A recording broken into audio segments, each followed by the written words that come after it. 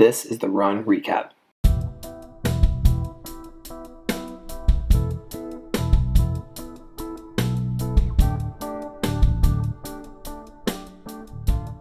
So this is an interesting recap because my motivation was not there. I had time for a run. I've been running a bit. I'm dealing with a little bit of an Achilles thing. But I wanted to get outside because it's a nice day, a good day for a run. And so but I had no intention, which is kind of always my problem. I have no intention behind my run. Sometimes I do, but today I didn't. I just wanted to get out. So I'm very warm because I did a little bit of a strength workout prior, but mostly upper body, core, not a lot of legs. And I took off and headwind, and it just felt terrible. Yeah. Like, I'm looking for every excuse. I'm like, well, maybe this isn't good for my foot. Maybe, like, what else can I think of to get out of this? Right. And I'm going, and bad headwind. But like, I'm committed. I'm already going, so I got to commit for a little while. And right. So I get like half a mile in, and I'm like, okay, let's do this. Mile warm up, quick rest, mile back. And I hadn't decided if I'm going to push my time yet or not. I'm just going, and we'll just call it that. Yeah. We'll call it good. I'm outside. And so I go, and I hit the mile mark, and I look down, and it was 6:19. This is what you do. And I'm like every time. This is your thing. I know. But I was really intentionally not trying to go fast. I haven't been doing fast miles that much. My time has been steadily getting better, but has not been my goal necessarily. And there was a huge headwind, and I don't know, I felt like I was going so slow, and it felt so hard. And 6:19. And I'm like, oh my gosh. I'm like, okay, well, I'm going to try to like maintain that, right? I'm going to go back. And I'm going to push myself going back. I'm going to do mile, put some intention behind it, but I'm not going to, but I don't really care what time I get. And coming back, still felt like I had a headwind. You know how that works sometimes? Yep. Now, in those cases, do you think there was ever a headwind? Or did you just feel like crap taking off? So then you feel like there's a headwind? Because, of course, if there's no wind, then you have wind hitting you. And then you feel like crap. So then that wind hitting you feels like a headwind, even though it's like totally not happening. What do you think? Yeah. Because I can't. I've felt that before, and to me, the headwind's totally real. And on the way back, the headwind's totally real. But that can't really actually be happening. Well, although over here it does, because my common running route is kind of on the water of Lake Union. And it does swirl sometimes. But today, I saw the flags. There was a for sure headwind going out. Like, it was undeniable. Coming back, I was just imagining a headwind. There was some wind coming around, and it was hard. So it felt like a headwind. And I come back, and it was, let me double check because I don't remember my actual time. First, before I come back, when I hit the 6:19, I immediately thought, because my mile ended at a different spot, which looking back logically, it actually makes sense why it ended in a different spot, but ended earlier than it normally does. And so I thought, oh, my GPS is wrong. Like I went across the lake and back again somehow. Right. Totally. Yeah. I know. I went sub 5 minutes the other day by doing that. Yeah, exactly. And so I'm like, well, okay, well, I can. So at that point, I still think I probably did like a 7-minute mile. Like there's no way. GPS was incorrect, and so I'll check when I come back. Coming back, I go 6:07. Wow. Yeah, I'm like, I feel like this is what happens. Well, not just for me, but oftentimes when you get good times on an unexpected day. Your intention was low. You weren't trying to do something, and it just, you might not have been feeling good, and the performance still comes through. Well, an interesting thing with that. I have mixed things. Obviously, I've had times where I felt horrible, didn't feel like going out, but you just got to do it. It's on your plan. Just go do your plan. Get out there and do it. And I've had it break down so hard that I'm walking home. Like, I can't run another step. It's just not there. It's not in me. And so I've had that happen. So I can't say by any means that happen regularly, but it does also happen for sure. And and I watch. Yeah, I'm not saying that's consistently what happens, but I'm just saying it's amazing that it does happen. And you don't know when it's going to happen. And sometimes it's a motivational thing more than a physical thing, I think. Yeah. Where you get out. Yeah, go ahead. And it just works. Well, you get out and it just works for some reason. Yeah, I think today a lot of it was mental. It was a motivational thing. And I think I was very warmed up for it. And so it was just, it worked out fine. But a few years ago, I had a similar run. I went out for 3 miles and it was the hardest thing I felt like I'd ever done. Like my legs were pushing bricks, like nothing was happening. My lungs were on fire the whole time. And I was in pretty good running shape at this time. And I looked back and my times were reflective. It was like 7:50, 7:40, like in that range when I was consistently running like 6-minute pace for 3 miles just fine. And so you have the opposite. You have that aspect of it that just destroys you. So I'm always happy and blown away when I come across one of these where I'm like, oh, it felt terrible. And my times were the best they've been in a little while. Yeah. Yeah, that's really quick. Surprisingly quick. Like I double checked my GPS because I thought it was wrong, but the map was correct. It was exactly where it should have been. But so where are you at right now? What was your average heart rate for that run then? Well, and that's what's surprising. I felt like I was pushing myself pretty hard, but I double checked. My average was 140.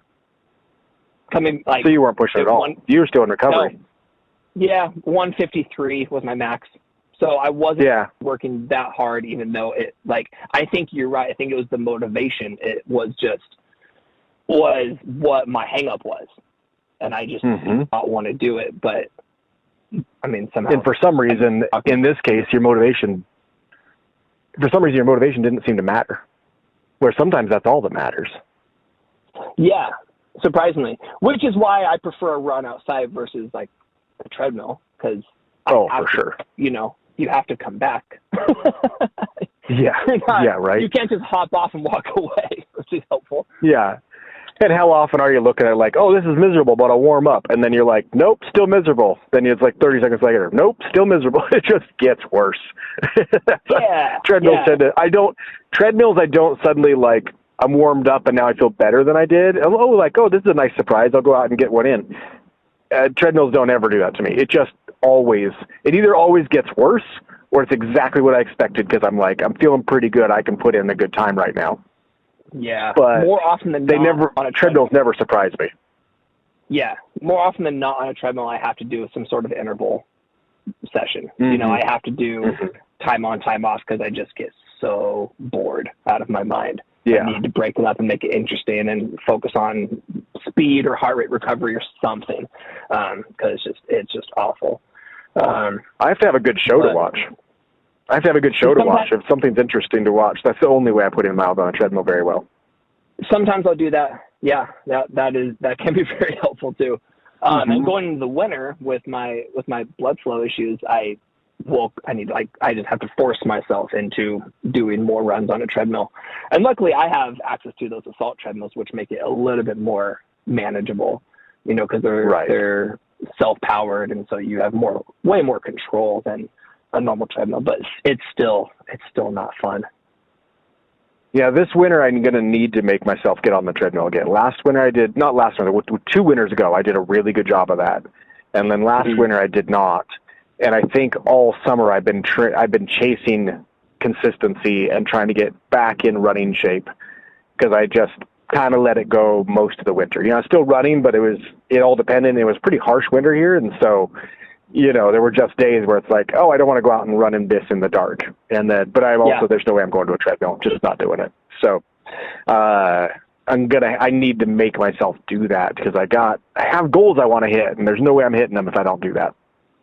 Yeah, exactly. And I think when you're talking about consistency, that is such a huge thing because the past few days I've been trying to rehab my ankle and I just haven't had time to get outside. I've had to be present at the gym. And so I just have been doing short treadmill runs and, like I was saying, intervals and inclines and all that kind of stuff, just to keep get the run, get a good sweat going.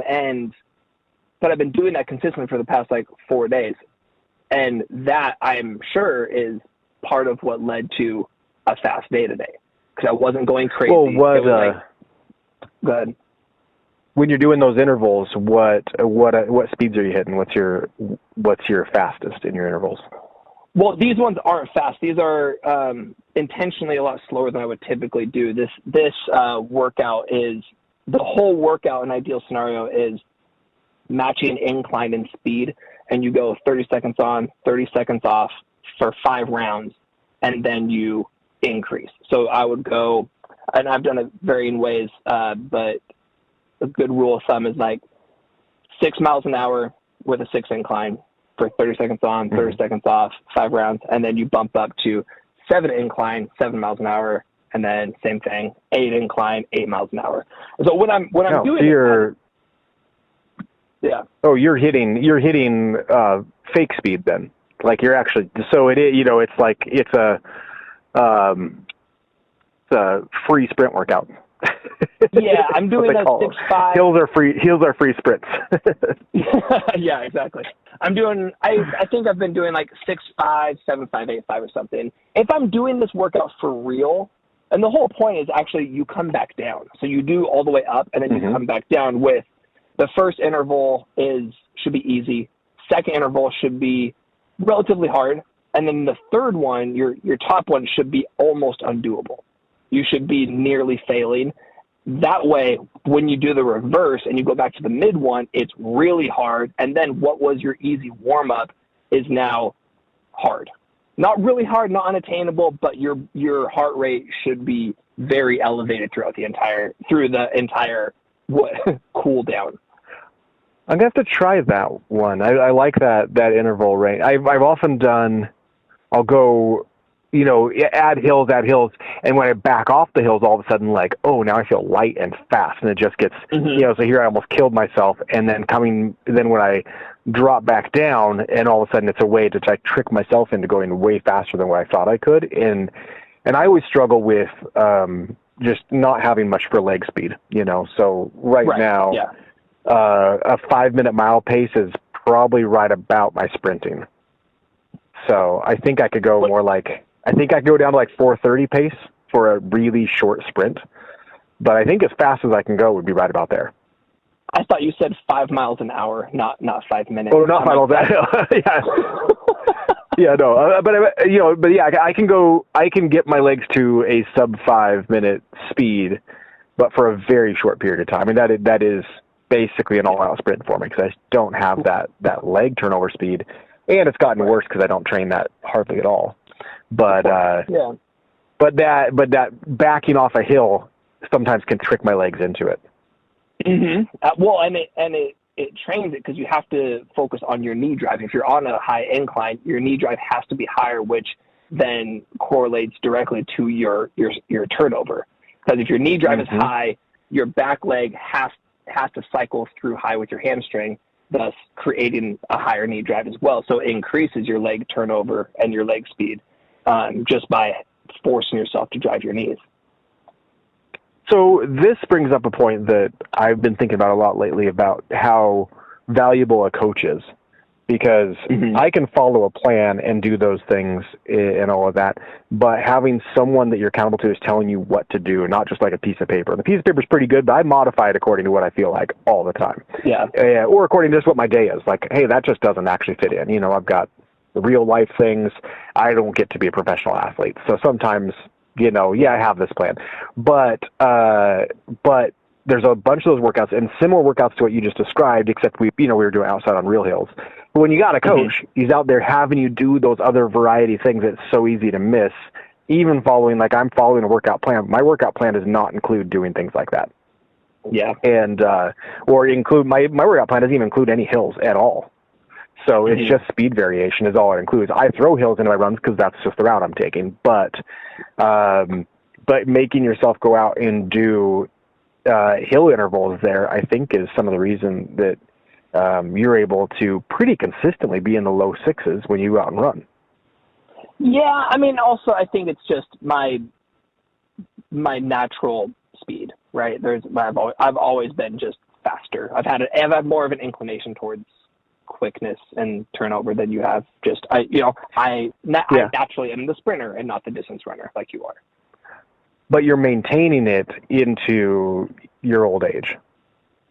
And, we all kind of stiffen up and slow down. And I do think there's some things there, because by doing that uphill, you're maintaining the explosiveness off of your calf muscle. And, you're maintaining driving with the knees and doing those things. And as we become more and more efficient runners, we let a lot of those things go. And unless you go back and train those things, all of a sudden now your stride gets shorter.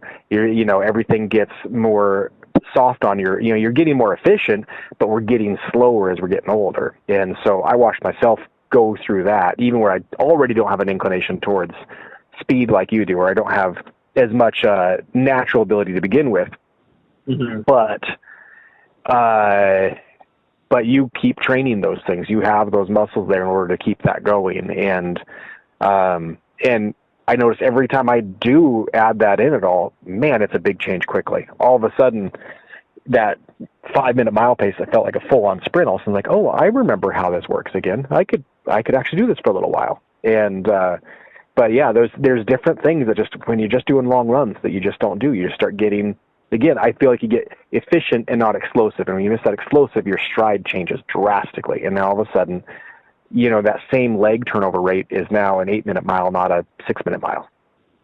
Well, I think you kind of hit on a little bit. I don't think it has much to do with, I disagree about the hills. I don't think it's the hills, because I don't do that many hills, to be honest. You do way more hills than I do, no matter on speed or intention.